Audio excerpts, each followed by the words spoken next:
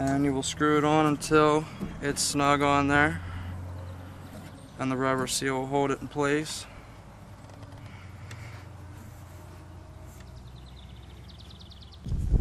Okay, this step is installing the drain valve. When you buy your water distiller, there should be a piece of tape over the drain valve hole. You do remove that.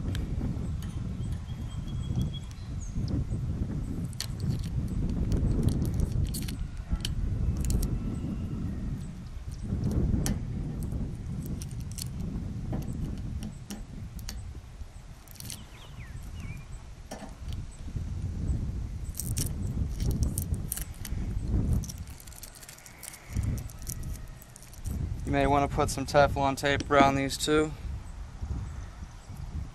Around these ones here. Once again, this is your own discretion though. You'll just take the drain valve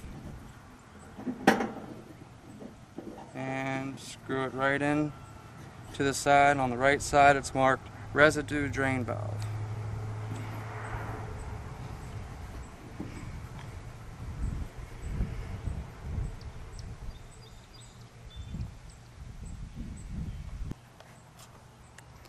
Okay, now before we move on to the next step, I just wanted to make sure everyone knows, as I'm putting this together, these are just general instructions. You can vary if you need to. Each part's different, each distiller is different. But for this step, this is the filter. You'll have this filter, the filter cap, and this piece of mesh netting, and you'll have a pack of charcoal. You'll take the netting, just shove it down inside the filter. Make sure it's down in there smooth and not all crumbled up. Now with this charcoal, you only fill this up about halfway because it does expand when the water gets into it. So make sure you only fill it up about halfway, right about in there. You'll then take the cap, just put it over the filter. Now on the back corner here where you installed this filter, you'll see right underneath there's a little hole that'll have a piece of tape over it. The tape can vary, it can be different kinds, different colors, but there will be tape on it. You'll remove the tape, and there's a hole there. You'll take the filter with the net, and it's halfway filled with charcoal, and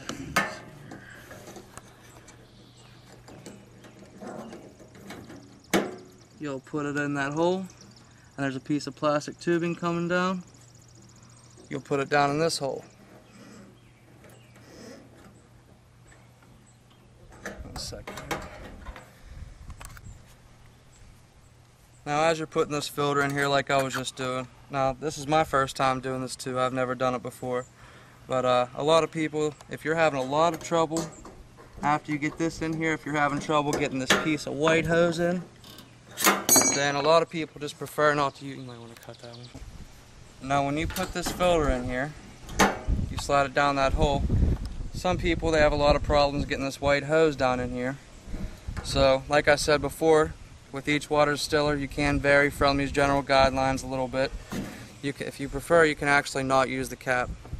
You can just slide the filter down in the hole as I said, and then just take the white hose and put it right in there. Now to put the filter in there, there's the best way to do it. Take the metal cap for the filter, and you can see right above this hole that you took the tape off of, there's a piece of white hose hanging down here. You take the piece of white hose and you'll insert it through the top hole on the metal cap.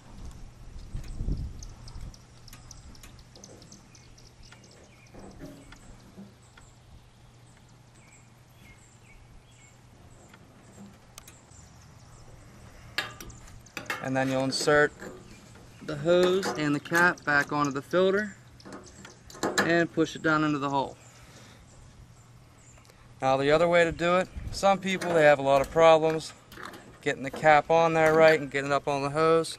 So if you prefer, you can just leave the cap off, just put the hose straight down into the filter and set it down in the hole.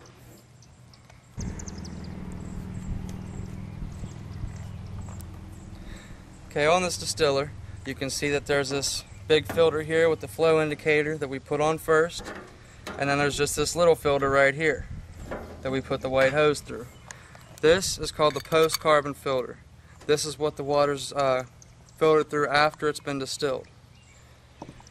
This one you would want to change the charcoal in about once every month. Use your own discretion, but generally once a month. This is the pre-carbon filter. This one you'll want to change every 2 to 5 months, depending on how dirty you think your water is. You can usually tell by taste when it needs change, but it's generally between 2 to 5 months.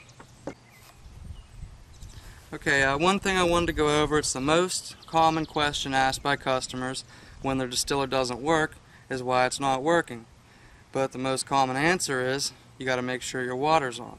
So make sure your water's on if it doesn't work. Now the next thing I want to go over is I want to show you where the boiling chamber is at in this, so that you can clean it. It's the other, yes, you have to change the charcoal in it to make sure the water's clean, but this also has to be cleaned. This is the top of the distiller. There's 4 little screws, one in each corner, as you can see. They're very easy to lose, so be careful with them.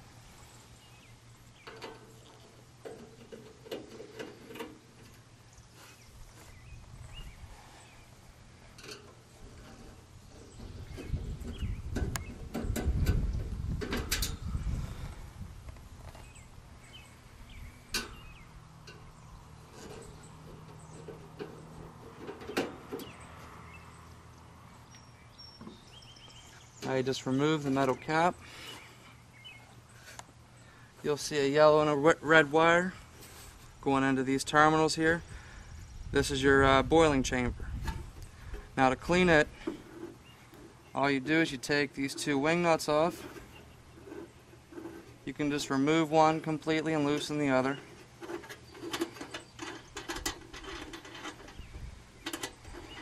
This is very easy to do, by the way.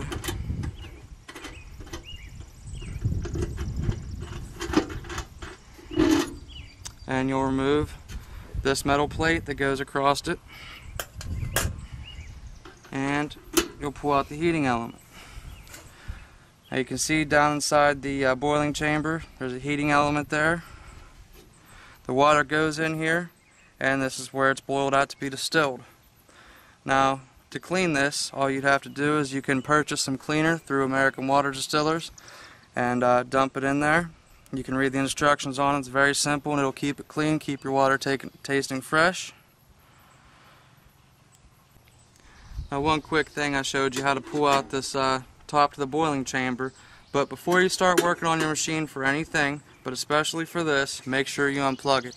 If you don't unplug it and you take this out, this is going to sense that it's out of water, which is going to make it think this is empty, and it's going to start filling up and keep overflowing. It'll cause you a lot of problems.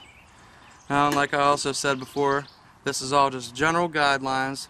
You can vary from it a little bit, and if you have a lot of problems with it, you should call a licensed plumber to help you with your problems.